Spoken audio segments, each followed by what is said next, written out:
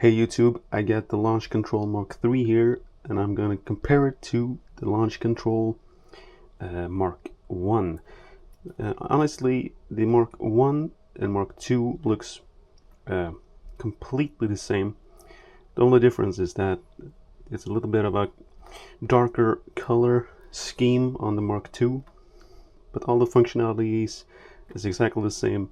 So let's compare these two instead. Let's see here if we just get a feel for the size here, and it's probably the Mark 3 is probably just a little bit bigger in both width and depth.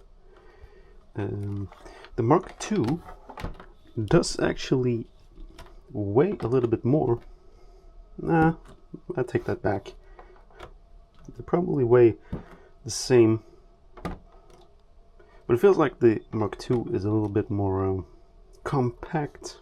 It feels more compact, and maybe the Mark 3 feels a little bit hollow. Maybe perhaps it's just a little bit lighter. So the biggest difference here is that you got the encoders on the Mark 3 and you got potentiometers on the Mark 2, or 1 in this case. When you compare these encoder caps with the potentiometer caps here, if I demonstrate like this, if I take this pot and try to twist it with my thumb and finger, you can see that I have no problem twisting this knob because these caps are like slanted. You know, they're smaller on the top and wider at the bottom. It leaves a lot of space to your fingers.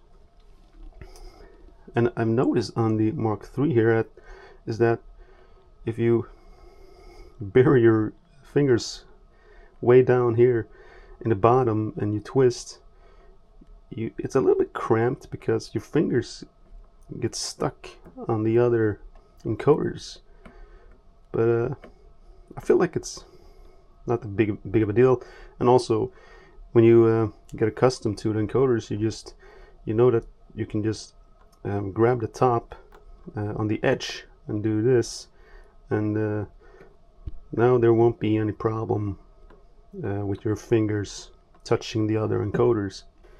But the weird thing is that even though they're basically the same size, you can see that these faders feel a little bit more spaced, and these faders feel a little bit more cramped.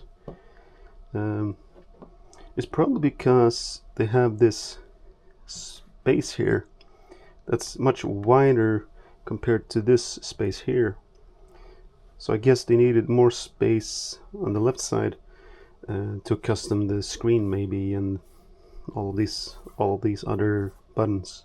So when you're using the Mark 1 and 2 and you want to switch modes, you just hold down the factory and can just with your other hand select the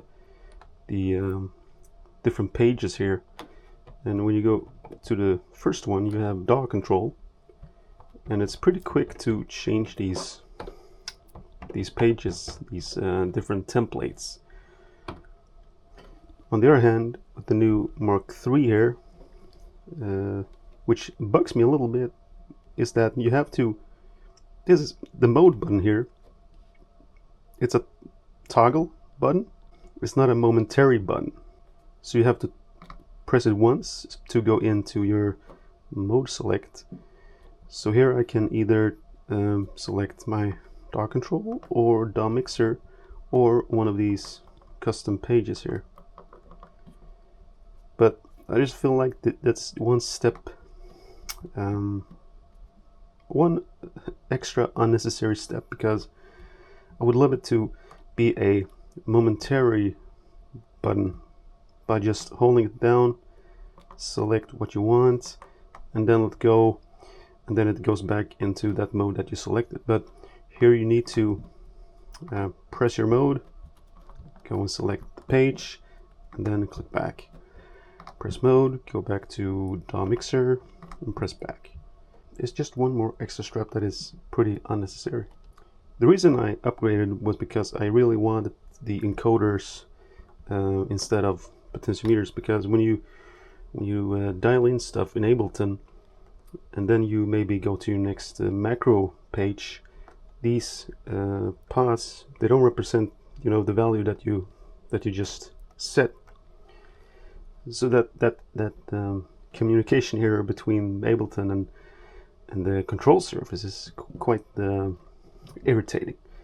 And of course, these faders are not motorized or anything, so these will still be not reflecting the value that you have in Ableton.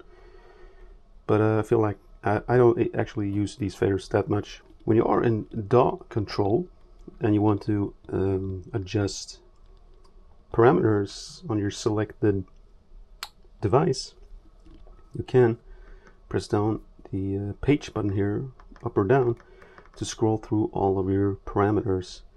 And of course, also if you do a grouped device or an instrument rack, you of course get your macros all mapped out immediately here. We can also have a look at the thickness here. As you can see, that the Mk3 is a little bit like a wedge shape, so it's thinner at the bottom and wider here at the top, but the Mk1 and 2 is completely straight. But that slant actually make this controller feel slimmer. It does actually quite a lot for the slim factor of this controller.